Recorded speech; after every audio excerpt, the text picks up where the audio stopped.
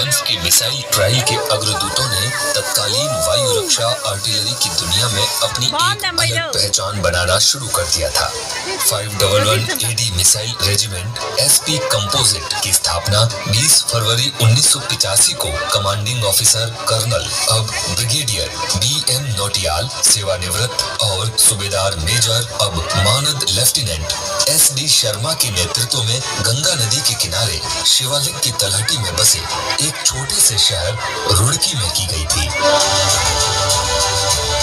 भारतीय सेना को आधुनिकता की तरफ ले जाने और विश्व में बदलती हुई नई टेक्नोलॉजी के साथ कदम से कदम मिलाने के लिए इस यूनिट की स्थापना की गई। शुरुआत में इसे स्ट्रेला 2M जो कि कंधे से फायर की जाने वाली मिसाइल थी की 3 बैटरी से सुसज्जित किया गया। स्थापना के शुरुआती चरण में ही रेजिमेंट ने अपने पहले ऑपरेशन में जलवा दिखाने के लिए कमर कस ली। हिंदुस्तान का पुराना दुश्मन चौथी बार लोहा लेने के लिए तैयार था। भारतीय और पाकिस्तानी सेनाएं ऑपरेशन ब्रास टैक्स के तहत जम्मू कश्मीर और पश्चिमी सीमाओं पर आमने सामने खड़ी थी। इस समय रेजिमेंट की 4 टुकड़ियां जनवरी से मार्च 1987 के बीच राजस्थान के रेगिस्तानी इलाके में ऑपरेशन ट्राइडेंट के तहत तैनात थी। वर्ष 1988 में रेजिमेंट ने ऑपरेशन अलर्ट के तहत पूर्वोत्तर क्षेत्र की घनी घाटियों और जंगलों में अपने पहले साहसिक अभियान की ओर कदम बढ़ाया। 90 दिनों के ऑपरेशन के दौरान 3 मिसाइल ट्रूप्स ने असम राइफल बटालियन के साथ चुनौतीपूर्ण एलोंग, मेंचुका और वालोंग सेक्टरों में अपने युद्ध कौशल का प्रदर्शन किया। रेगिस्तान और घने जंगलों में अपने साहस का परिचय देने के बाद 1988-1989 के अंत में रेजिमेंट को दुनिया के सबसे ऊंचे और ठंडे युद्ध क्षेत्र सियाचिन ग्लेशियर में तैनात होने का अवसर मिला। हड्डियों को गला देने वाली सर्दी का सामना करते हुए कर्नल शंभू दयाल के नेतृत्व में रेजिमेंट के 4 मिसाइल ट्रूप्स ने उत्तरी और मध्य ग्लेशियर क्षेत्र के सभी महत्वपूर्ण दर्रों और चोटियों को हवाई सुरक्षा प्रदान की। इसी दौरान फरवरी 1988 से मई 1989 के बीच ट्रूप्स ने चिनार पोस्ट से घुसपैठ करने की कोशिश करते हुए दुश्मन के हेलीकॉप्टरों पर 3 स्ट्रेला 2M मिसाइलें दागी और उसके इरादों को नाकाम किया। अपनी प्रतिबद्धता, तत्परता और अनुशासन की मिसाल बनने के साथ आर्मी एयर डिफेंस कोर की पहली ओवरसीज तैनाती के लिए रेजिमेंट एक स्वाभाविक पसंद के तौर पर उभरी। श्रीलंका में भारतीय शांति सेना के हिस्से के रूप में रेजिमेंट को हेडक्वार्टर 57 माउंटेन डिवीजन और हेडक्वार्टर 54 इन्फेंट्री डिवीजन के साथ वावूनिया, बट्टिकलोआ, त्रिंकोमाली और पलाली एयरफील्ड को हवाई हमलों से सुरक्षा प्रदान करने की जिम्मेदारी सौंपी गई।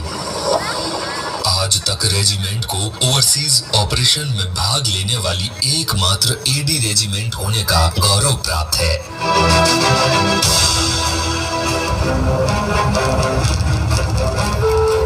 समय के साथ आर्मी एयर डिफेंस कोर का विकास होता रहा और इसमें बदलते हवाई हमलों के खतरों का सामना करने के लिए आधुनिक उपकरणों का आगमन होता रहा। इसी कड़ी में रेजिमेंट को भी पुनर्गठित किया गया और ओसा AK हथियार प्रणाली सैम 8 से इसे सुसज्जित किया गया।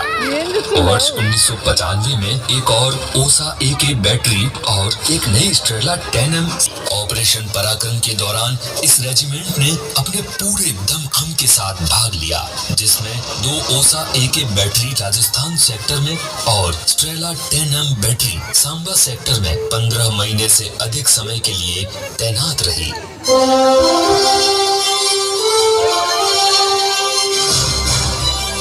अपनी स्थापना के बाद से ही यूनिट ने न केवल युद्ध क्षेत्र में अपना वर्चस्व स्थापित किया है, बल्कि राष्ट्रीयता स्तर पर खेल कूद के क्षेत्र में भी उत्कृष्ट प्रदर्शन किया है। 1992 में हवलदार उद्धव सिंह दिवंगत ने बॉम्बे मैराथन जीतकर यूनिट को गौरवान्वित किया और अंतर्राष्ट्रीय स्तर पर भी कई मैराथन में भाग लिया।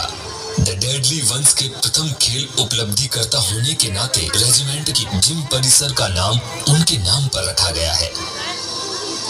कमांड स्तर पर उपलब्धि प्राप्त करने वालों में शामिल है हवलदार OFC कृपाल सिंह दिवंगत मुक्केबाजी में, हवलदार OFC राजेंद्र सिंह कुश्ती में, हवलदार OFC शिवजग सिंह कुश्ती में, लांस नायक विजय सिंह हॉकी में। इनके अलावा लेफ्टिनेंट कर्नल जयकांत शुक्ला ने 2012 में अखिल भारतीय जीवी मावलंकर शूटिंग प्रतियोगिता में रजत पदक हासिल कर रेजिमेंट को गौरवान्वित किया। इन्होंने कमांड स्तर पर 10 मीटर एयर राइफल श्रेणी में भी पहला स्थान हासिल किया था। हाल ही में रेजिमेंट से हवलदार DMT बल्ले किरण कुमार ने भारतीय राष्ट्रीय नौकायन के लिए चयनित होकर रेजिमेंट को गौरवान्वित किया है। रेजिमेंट को उम्मीद है कि वह आगामी राष्ट्रीय स्तर की प्रतियोगिता में देश और रेजिमेंट के लिए पदक हासिल कर इस गौरवशाली कड़ी को आगे बढ़ाएंगे।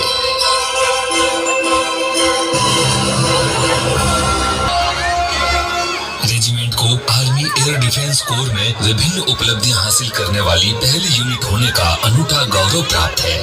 अपनी स्थापना से लेकर आज तक इस रेजिमेंट ने हमेशा फायरिंग में उत्कृष्ट प्रदर्शन किया है। फिर चाहे वो ISPTA लक्ष्य, पैरा बैरल टारगेट, बंशी मीट से लेकर हेक्साकॉप्टर तथा ड्रोन जैसी नई पीढ़ी का टारगेट सिस्टम ही क्यों न हो, इस रेजिमेंट को इन सभी को मिसाइल द्वारा ध्वस्त करने वाली पहली यूनिट होने का सम्मान प्राप्त है।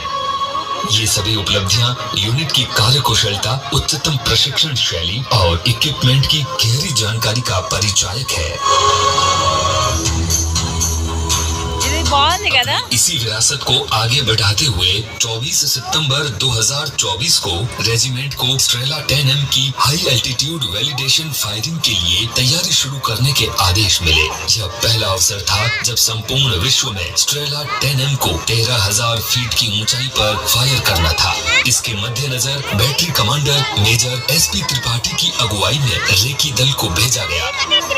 साथ ही फायरिंग क्रू और उपकरण को तैयार करने के लिए एक व्यापक प्रशिक्षण कार्यक्रम का निर्माण किया गया। चूंकि रेजिमेंट ने इतनी ऊंचाई पर कभी फायरिंग नहीं की थी, इसीलिए यह एक संघर्षपूर्ण अनुभव था। पहाड़ी इलाके के लिए ड्राइवरों का प्रशिक्षण, हवाई मार्ग से इक्विपमेंट को फायरिंग रेंज तक ले जाना, सैनिकों को अत्यधिक ठंडे मौसम के लिए तैयार करना, इन सभी चुनौतियों को यूनिट ने 1 महीने से भी कम समय में पूरा किया। ट्रूप्स ने अपने सामने आने वाली हर कठिन परिस्थिति में खुद को ढाल लिया और पूरे उत्साह से 18 अक्टूबर 2024 को रेजिमेंट की रोमियो बैटरी ने battery commander major SP Tripathi और operator fire controller Vikas Thackeray के नेतृत्व में एयर टारगेट इमिटेटर को नेस्तनाबूद कर एक शानदार उपलब्धि रेजिमेंट के नाम कर दी। अपने इसी शानदार प्रदर्शन के चलते रेजिमेंट को हाई एल्टीट्यूड में जाने के लिए चयनित किया गया।